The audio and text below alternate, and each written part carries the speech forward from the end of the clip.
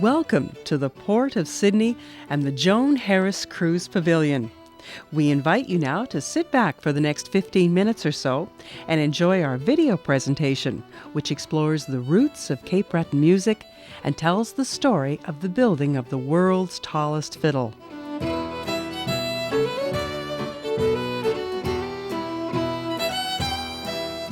Cape Breton Island is known around the globe for its spectacular scenery, for its deep-rooted Celtic traditions, and perhaps most widely for its unique and powerful strain of Highland fiddling.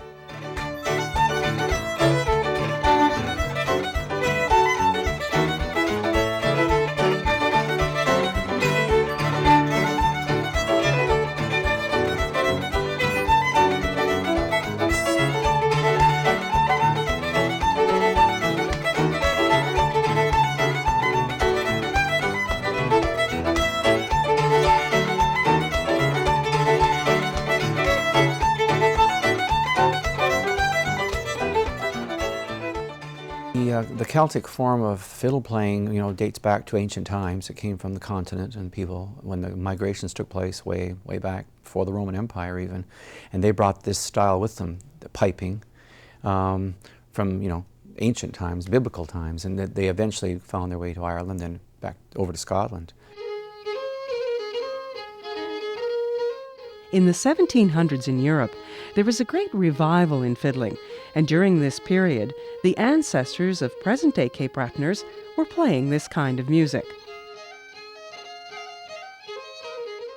The arrival of the fiddle in Sydney and to other areas of the island can be traced back to the middle of the 18th century, to the period following the famed Battle of Culloden. It was then that boatloads of Scottish immigrants began crossing the wild Atlantic to establish pioneer homes in Nova Scotia, a Latin term meaning New Scotland.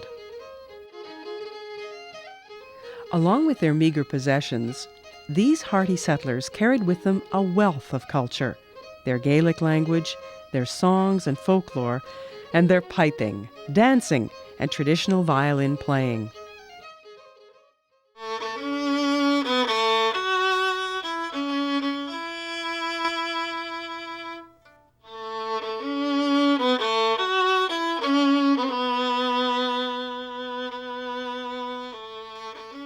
When my grandfather, Rory McMullen, arrived from the old country, which would have been Scotland, Beara, in fact, he was given land in a place called Beaver Cove, Cape Breton.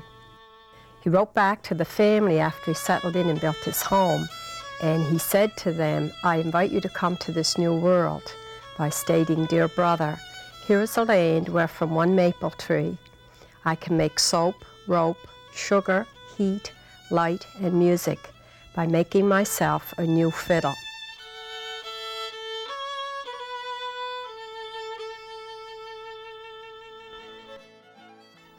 In the early settlements and rural communities, when a neighbor went to Ceilidh or to pay a visit, music was a typical source of recreation.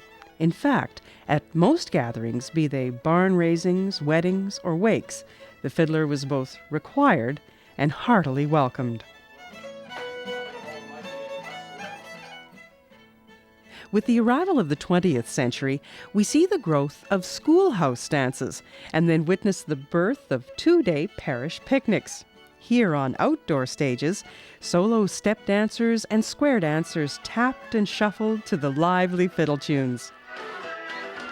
Not long after, dance halls were constructed.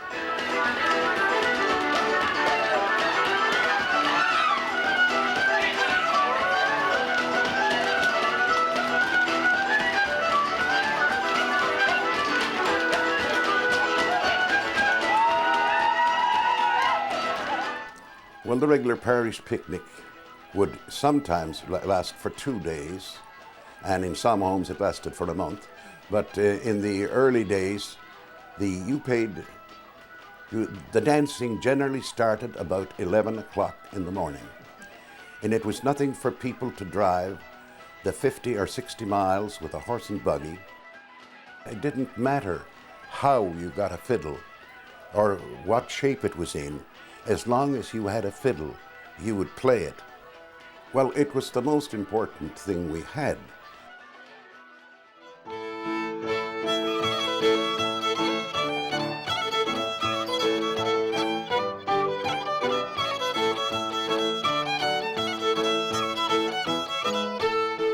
Listen closely, and you'll probably hear that island fiddling has been greatly influenced by the skirl of the bagpipes, with the violinist often imitating the drone, the so-called cuttings, and other musical ornaments of the piper. Those players, like they love bagpipe tunes, and I think when they're learning bagpipe tunes, they're thinking of pipes. Drone effect, kind of dragging the bow, getting that ring, getting that kind of accent. I could name two right off, and they're women. Mrs. Mary McDowell, and Teresa McClellan. That's just two. It's also important to understand that the drive and lift of Highland fiddling owes much to the spirit and passion of Highland step dancing. In fact, on our island, the two are almost inseparable. I love to dance, and I love to watch people dancing, and I think it's an excellent opportunity for our generations to socialize without any generation gaps.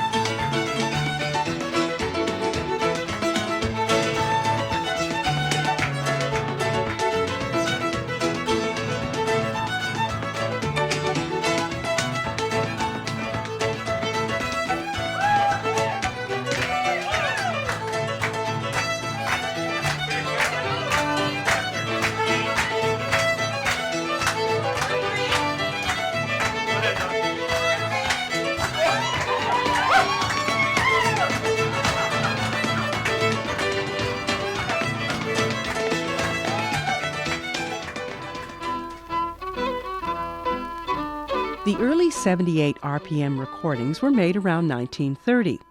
However, by this time in history, one aspect of the violin playing had begun to undergo a change. The solo fiddler, with his array of special tunings, had been replaced by piano and violin duos. For nearly a century now, that's been the preferred combination.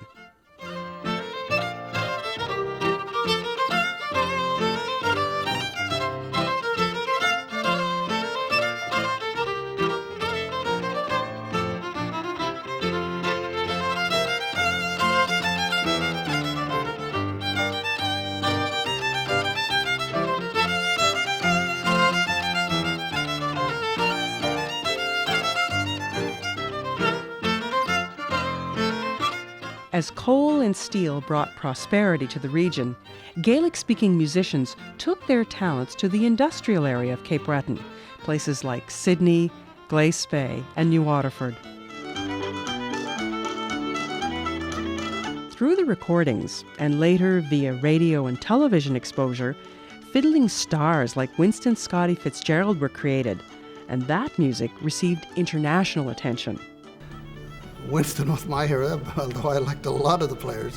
They all a different thing, but he was, I just, nice, up until the day he died, I just thought that there was nobody else like him.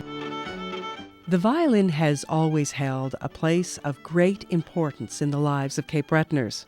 To celebrate this tradition, and to serve as a showpiece for this harbourfront facility, the Sydney Ports Corporation commissioned local sculptor Cyril Hearn to design and build a giant fiddle.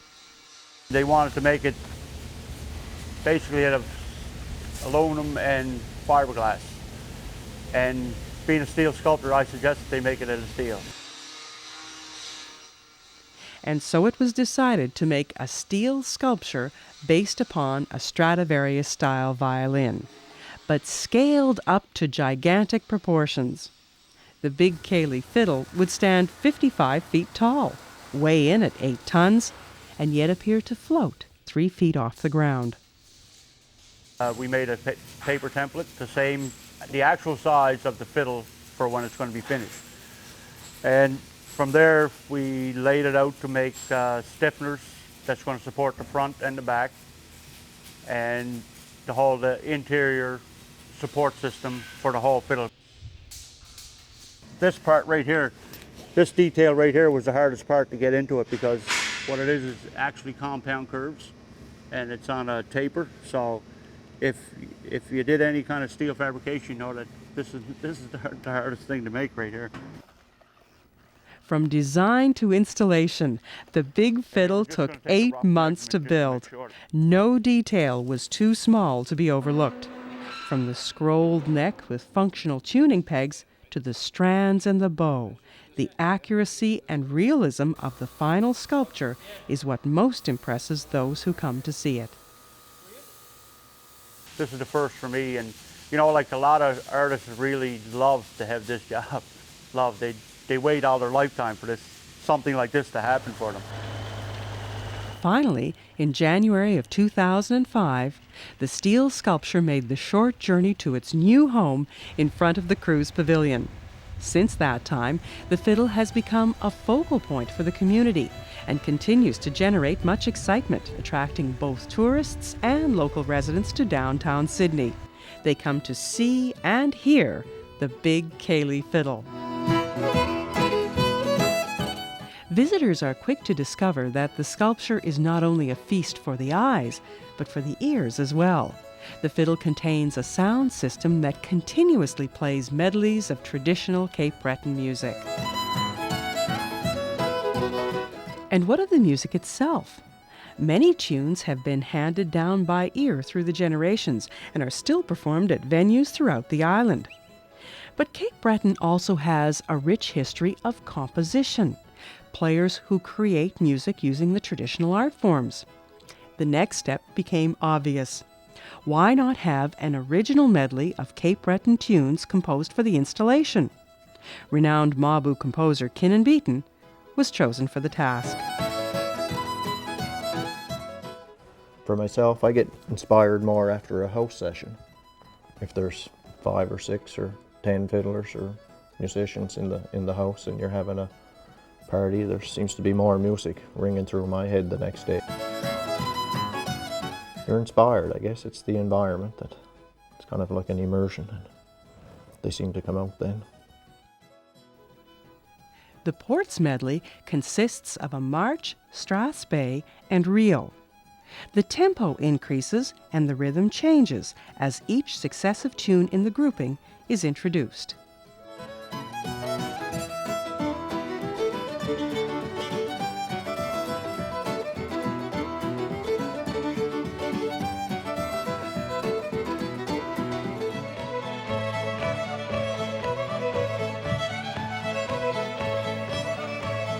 For nearly 200 years, the fiddling tradition has remained strong in all corners of our island community.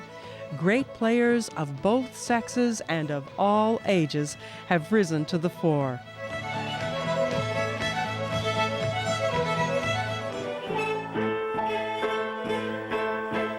And the music also transcends cultural boundaries, with many violinists of Irish, Mi'kmaq, and French Acadian background choosing to adopt the Cape Breton sound and share the tune repertoire.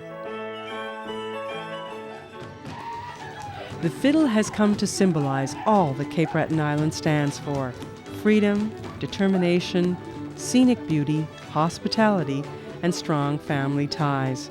Wherever islanders gather, near to home or far away, the tones of the violin are a tonic and a comfort, and perhaps even a lifeline. Cape Breton is one of the most exciting parts of Canada in which to live right now. And my reason for it, for saying this, is the fact that Cape Breton has become known all across the world because of people like John Allen Cameron, and because of people like Natalie McMaster, Ashley McIsaac, the Barra McNeils, and all the, I hate to mention anybody because I'd be leaving such a list out, but these people have spread the name of Cape Breton music all over the world.